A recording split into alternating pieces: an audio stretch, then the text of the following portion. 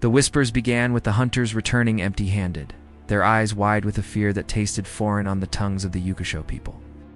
A new alpha ruled the savannah, a lion not of this earth. They called him Wezi-wa Wema, the ghost moon.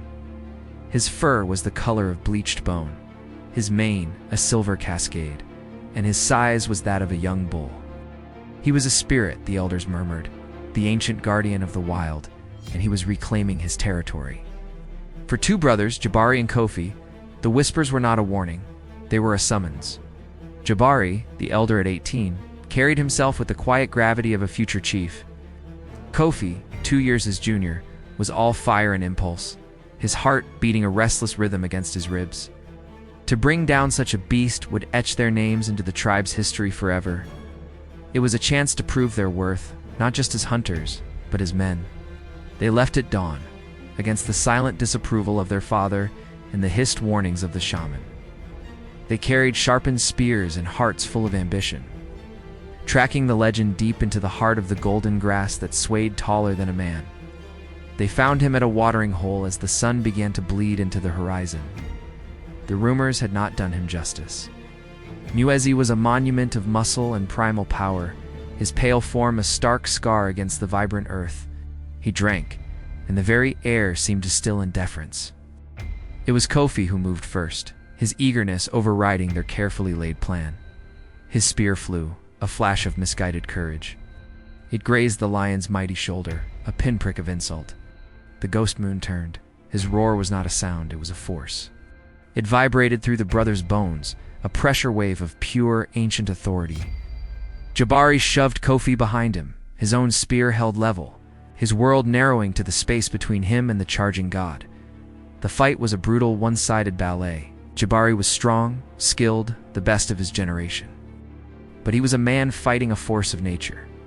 He dodged a paw that could shatter stone, the wind of its passage whipping his face.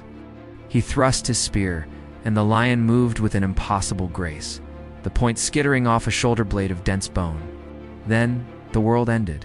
Swipe of a colossal paw, a blow meant to break a buffalo's neck, caught Jabari in the chest. He heard his own ribs snap, a sound like dry branches. He was lifted from his feet and thrown to the earth. As he lay gasping, the life flooding from his lungs, the great white lion stood over him. Those ancient, intelligent eyes held no malice, only a profound, terrible judgment. Then it leaned down, and its massive jaws, capable of crushing skulls, closed with shocking gentleness around Jabari's arm. There was a piercing pain, the crunch of bone, and then a strange, burning warmth flooded the wound. It was not the heat of injury, but of transformation. The lion released him, gave one last disdainful look at the paralyzed Kofi, and melted back into the tall grass, vanishing as if he were made of mist. Kofi scrambled to his brother's side. Jabari's breathing was a wet, ragged thing. The bite on his arm was not a mangled tear, but a clean, deliberate mark, the punctures already sealing with a faint, golden light. "Brother, hold on," Kofi begged, his voice cracking. Jabari's eyes, clouded with pain, found his. He tried to speak, but only a choked gasp emerged. Then his body convulsed. A light the color of the savannah sun erupted from his skin. Kofi was thrown back, shielding his eyes. He heard the sickening sounds of cracking, reshaping, of sinew stretching, and fur sprouting. When the light faded, Jabari was gone. In his place stood a lion, a powerful young male, his fur the rich, tawny gold of the Yukisho lands, his mane just beginning to thicken around a face that held the ghost of his brother's noble features. And his eyes. They were Jabari's eyes, filled with a new, wild intelligence, but undeniably his. The lion Jabbar looked at his brother. A low, rumbling sound, not a growl, but a hum of profound sorrow, vibrated in his chest. He took a step forward, then turned and disappeared into the grass, following the path of the ghost moon. Kofi returned to the village alone, his story a torrent of tears and terror that no one fully believed. The tribe mourned Jabari as dead, but Kofi knew the truth. His brother was alive, yet lost to him, a spirit of the wild. Driven by a grief that curdled into a desperate, furious need for closure, Kofi became obsessed. He would not hunt the white lion again. He would hunt the golden one. He would find his brother, and he did not know what. Bring him home? End his cursed existence? His heart was a storm of conflicting emotions. Weeks turned into a grim pursuit. Kofi, now hardened and hollow-eyed, tracked the two lions. He found their shared territory, saw the way they moved as one, the ancient white spirit and his newly crowned golden successor. He saw Jabari in his lion form protect a herd of gazelle from a rogue hyena clan, an act of guardianship that was so inherently Jabari it made Kofi's chest ache. One evening, he cornered the golden lion near a rocky outcrop. He raised his spear, his hand trembling. The lion did not charge. It simply stood there, watching him with those heartbreakingly familiar eyes. "Jabari," Kofi screamed, his voice raw. "It's me. Fight it. Come home."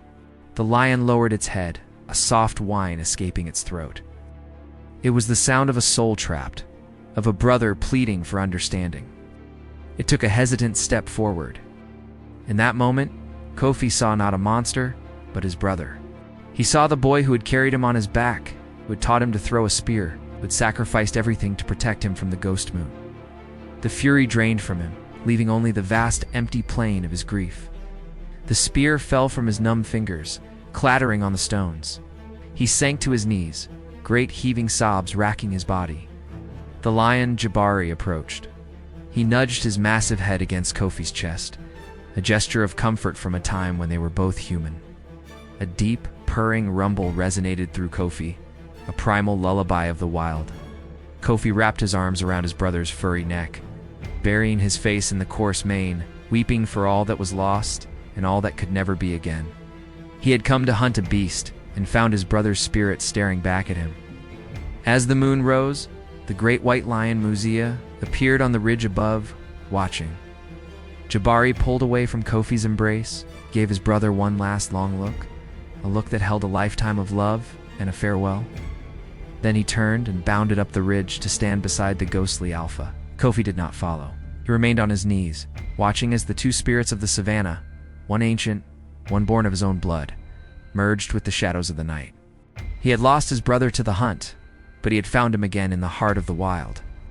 And he knew, with a certainty that settled deep in his soul, that the savannah had gained a new guardian, and a part of him would forever walk beside his brother in the whisper of the golden grass.